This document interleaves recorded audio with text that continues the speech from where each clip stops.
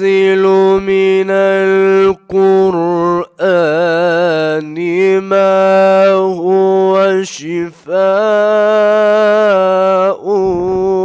ورحمة للمؤمنين ولا يزيد الظالمين إلا خسارا.